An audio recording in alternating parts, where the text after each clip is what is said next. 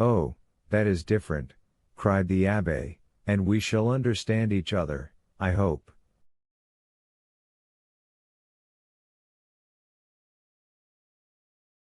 There, now, whispered the governor, it is just as I told you.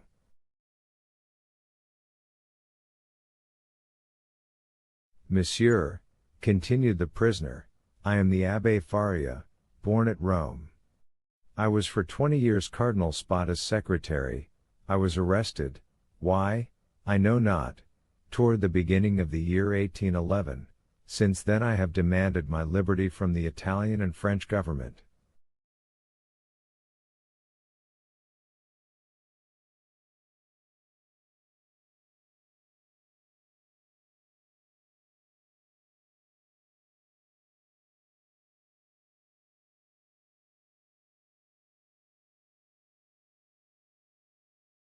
Why from the French government? Because I was arrested at Piombino, and I presume that, like Milan and Florence, Piombino has become the capital of some French department.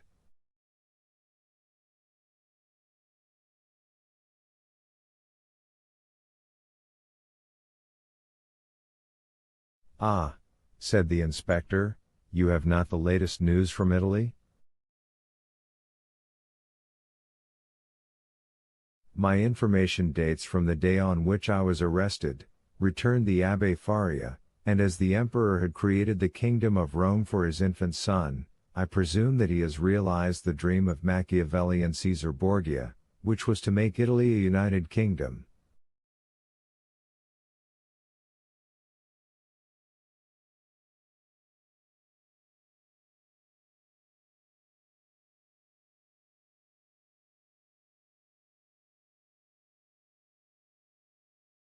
Monsieur, returned the inspector, Providence has changed this gigantic plan you advocate so warmly.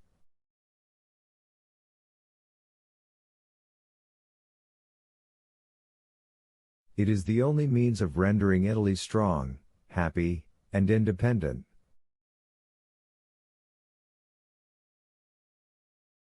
Very possibly, only I am not come to discuss politics, but to inquire if you have anything to ask or to complain of.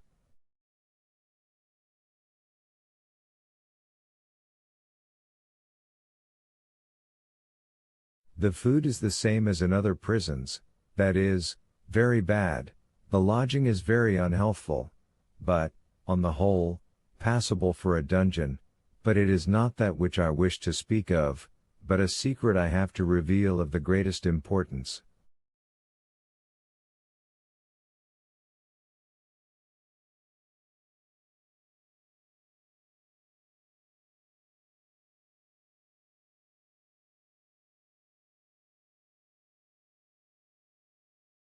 We are coming to the point, whispered the governor.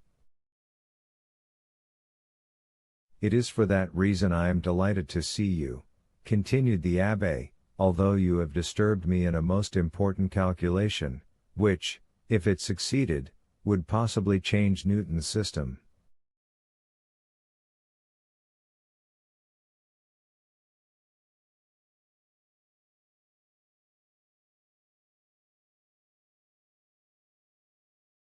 Could you allow me a few words in private? What did I tell you? Said the governor. You knew him, returned the inspector with a smile.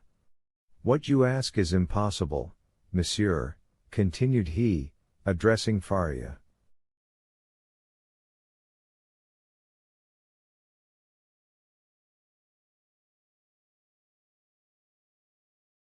But, said the abbe, I would speak to you of a large sum, amounting to 5 millions.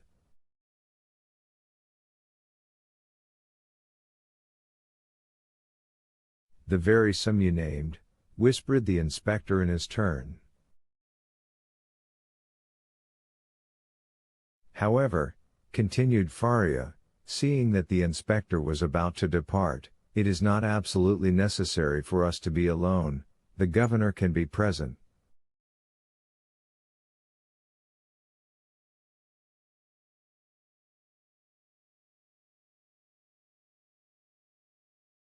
Unfortunately, said the governor, I know beforehand what you are about to say.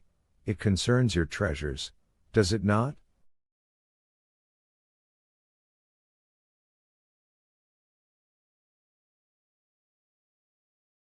Faria fixed his eyes on him with an expression that would have convinced anyone else of his sanity.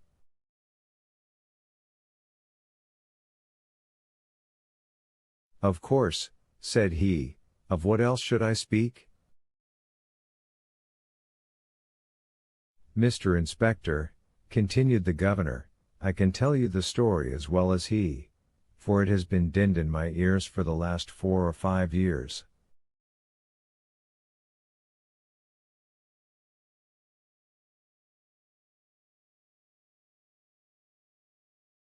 That proves, returned the Abbé, that you are like those of Holy Writ, who having ears hear not, and having eyes see not.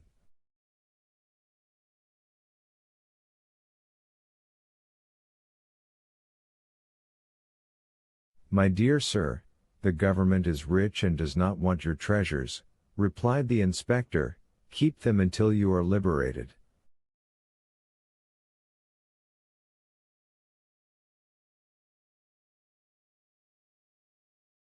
The Abbé's eyes glistened, he seized the inspector's hand. But what if I am not liberated, cried he, and am detained here until my death? This treasure will be lost.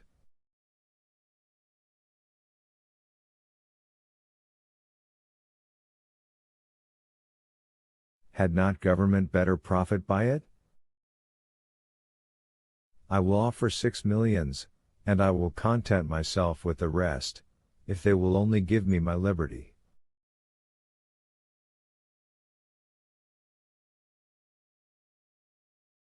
On my word, said the inspector in a low tone, had I not been told beforehand that this man was mad, I should believe what he says.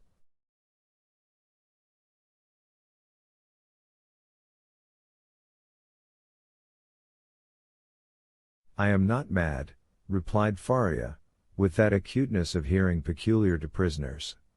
The treasure I speak of really exists, and I offer to sign an agreement with you, in which I promise to lead you to the spot where you shall dig, and if I deceive you, bring me here again, I ask no more.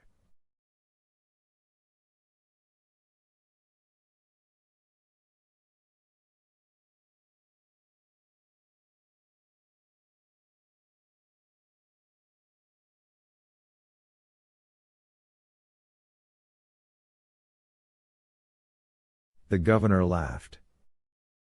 Is the spot far from here? 100 leagues. It is not ill planned, said the governor.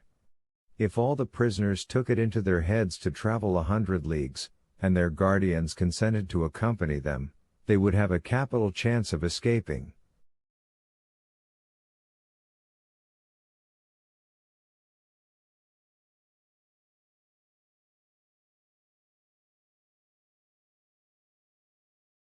The scheme is well known, said the inspector, and the Abbé's plan has not even the merit of originality.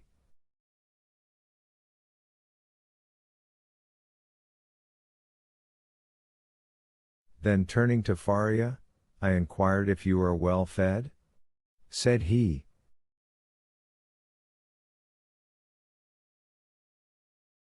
Swear to me, replied Faria, to free me if what I tell you prove true, and I will stay here while you go to the spot.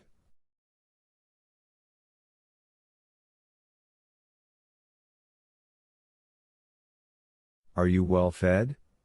Repeated the inspector. Monsieur, you run no risk, for, as I told you, I will stay here, so there is no chance of my escaping.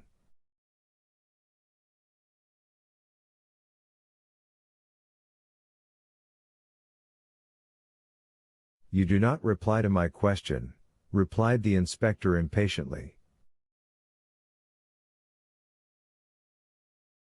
Nor you to mine, cried the Abbé. You will not accept my gold, I will keep it for myself. You refuse me my liberty, God will give it me.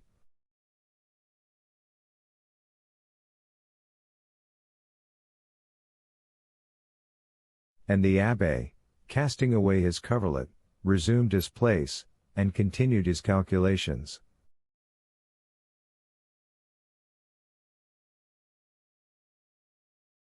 What is he doing there? Said the inspector. Counting his treasures, replied the governor. Faria replied to this sarcasm with a glance of profound contempt. They went out. The turnkey closed the door behind them. He was wealthy once, perhaps? Said the inspector. Or dreamed he was, and awoke mad. After all, said the inspector, if he had been rich, he would not have been here.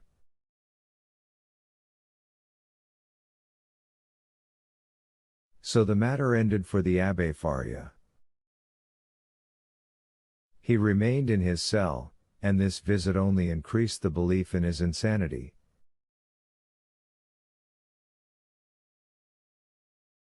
Caligula or Nero, those treasure seekers, those desirers of the impossible, would have accorded to the poor wretch, in exchange for his wealth, the liberty he so earnestly prayed for.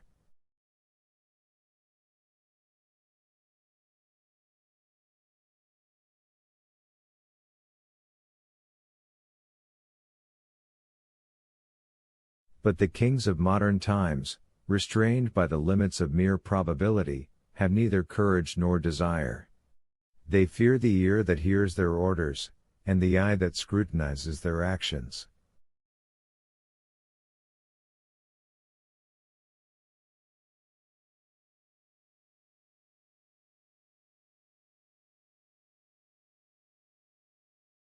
Formerly they believed themselves sprung from Jupiter, and shielded by their birth, but nowadays they are not inviolable.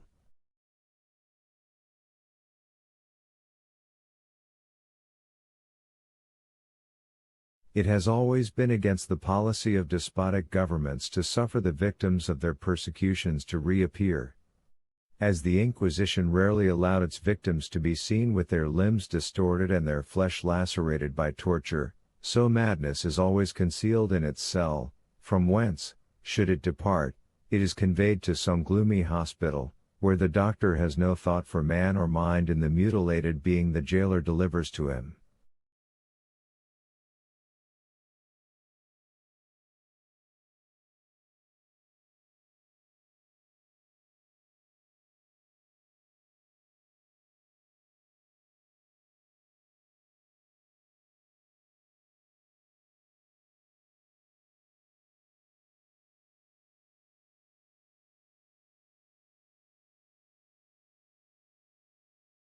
The very madness of the Abbé Faria, gone mad in prison, condemned him to perpetual captivity.